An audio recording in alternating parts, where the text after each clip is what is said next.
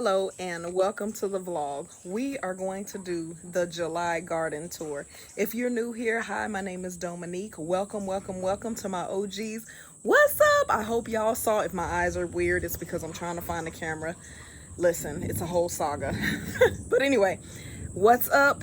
If you're new here, welcome to my OGs. What's up? We out here like taking vacations, y'all. I hope you enjoyed the vacation footage. This one is gonna be a bonus because I wanted to post the July garden tour in July this time instead of a month later. So here it goes. I'm going to try and post this garden tour without having to do much editing. So I'm gonna try to get it in one take. We'll see. All right, let's start out here. Obviously, the elephant in the room is the tomatoes. Guys, I have done minimal pruning on these tomatoes, and you're probably saying, what tomatoes? Let me show you. I have 3 different varieties of tomatoes. In this first bed, I have the yellow lemon boy tomatoes, and I have a poblano pepper. The poblano's not doing so well because it wasn't getting much sun.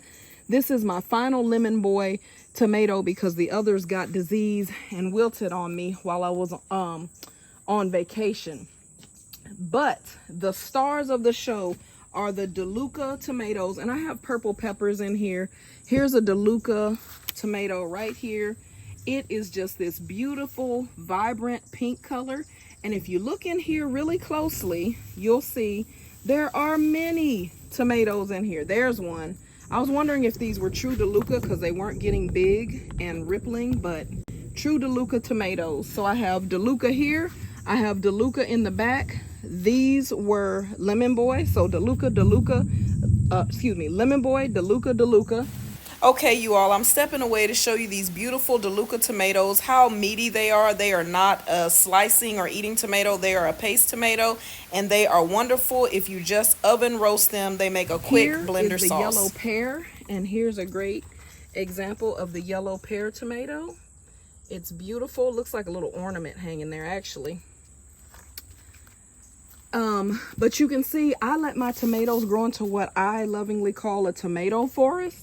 And this was because I sprouted all of these guys from seed.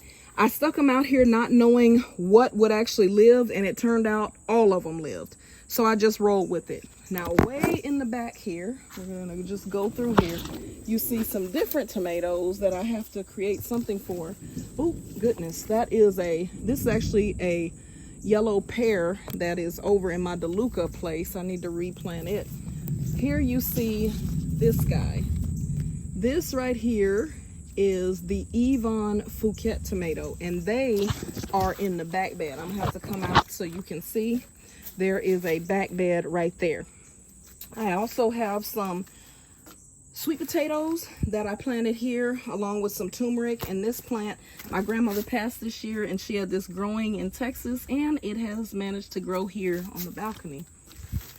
We also have basil, thyme, mini strawberries everywhere. Over here, this green stalk is full of strawberries, basil, thyme, and zinnia flowers. And of course, the stars of the balcony garden are the marigolds. I planted French marigolds, and I thought that they were the compact type. They were not. They are the full-size type, but they attract hummingbirds and swallowtail butterflies. You guys, this is the upper balcony garden. All right, you guys, welcome to the lower garden. So we still have the mint and the loquat tree.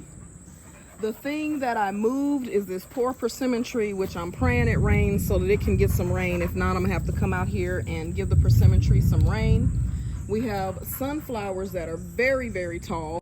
We also, moving on from the sunflower, I planted some I think they're called lemon ball cucumbers, the yellow cucumbers.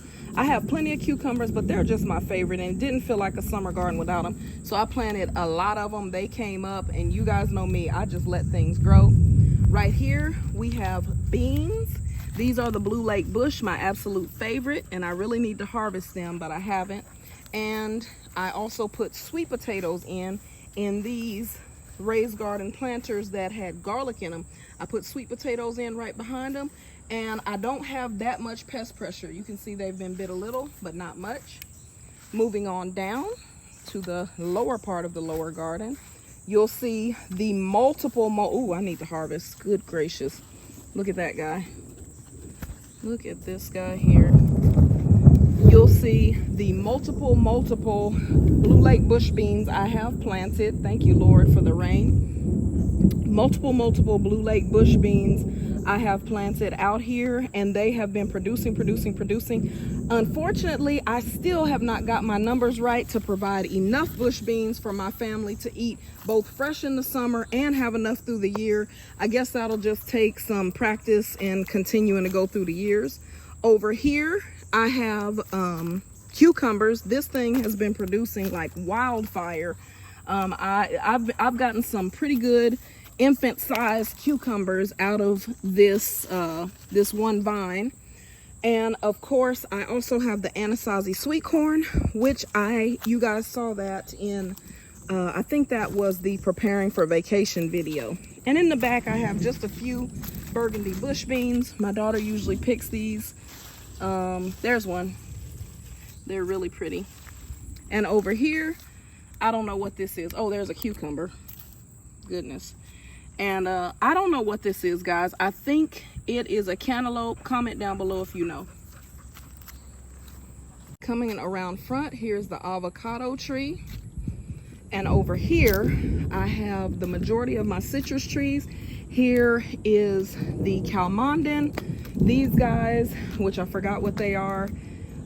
This was a bonus tree. There's the Miwa Kumquat, which is losing quite a few leaves. No, that looks like basil leaves. Okay, it looks fine. I might bring this over into the sun more. I've had them in the shade since vacation. Here is the June plum. These things look wonderful. Not sure when they're ripe. I need to look that up. And the finger lime. Finger lime is doing well also. Of course, here is my favorite garden. Now, you notice the bean screen is looking sparse on the top, and that's because during vacation I did lose the scarlet runner beans that were on top. I have replaced those beans with rattlesnake beans, which I got from my local nursery, and they said they produce really well, so I'm hoping they do. Over here, I have my Meyer lemon tree, which has beautiful lemons right there. The bees and the pollinators, there's one. They love this. This is African basil. And there are so many bees on this during the day. I don't even mess with it during the day. Sounds like rain is behind me. It might catch us. No, that's the wind.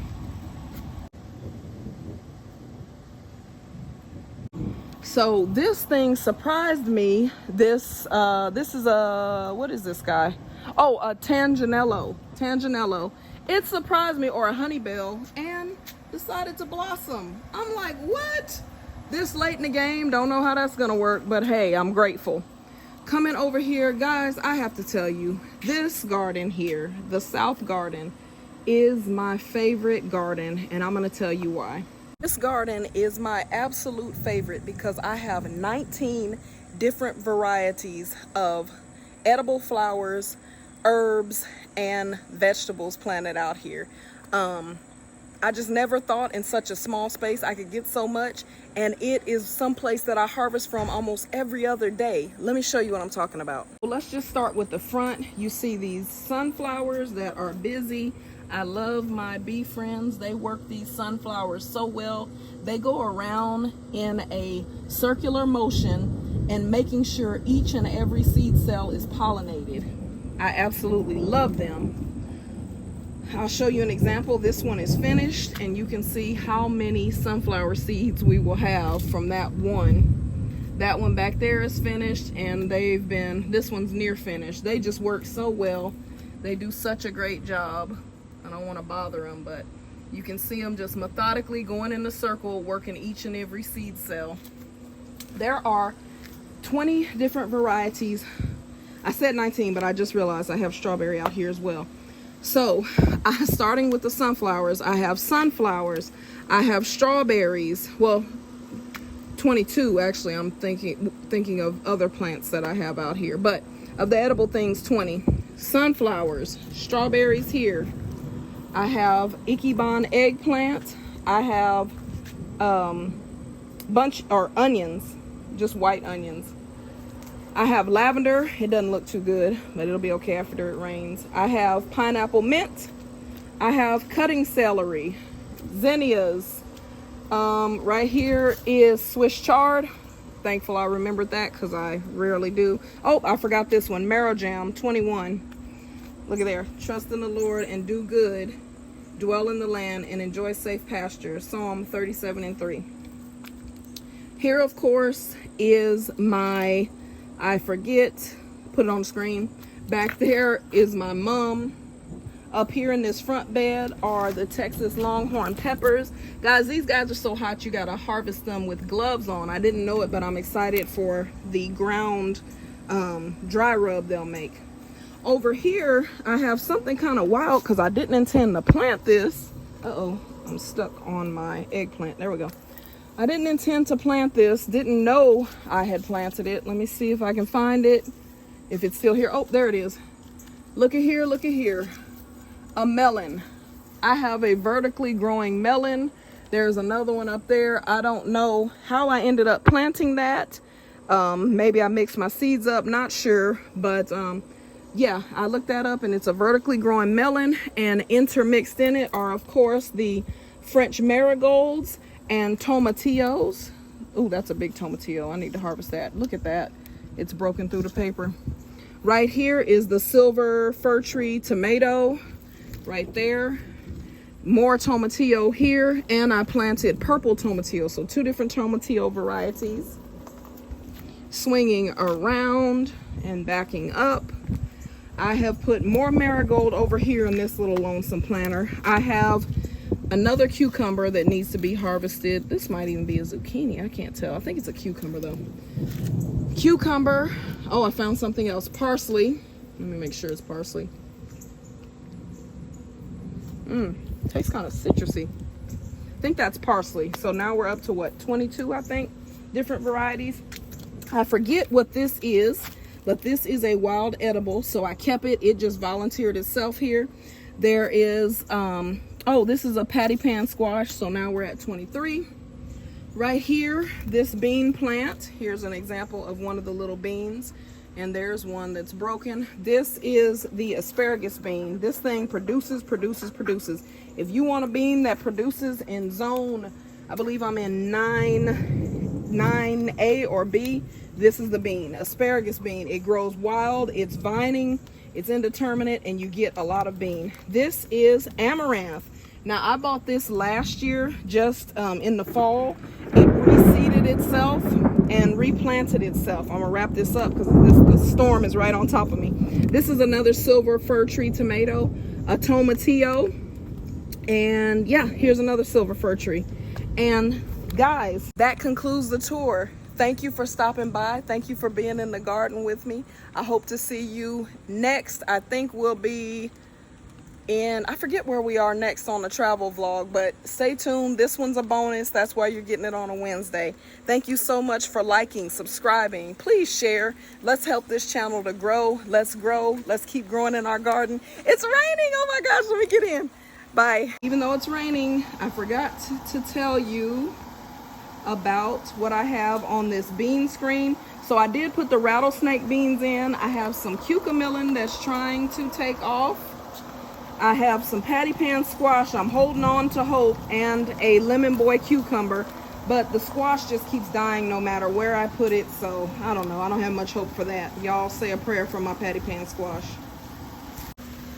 The Lord bless and keep you and make his face shine upon you. Until next time.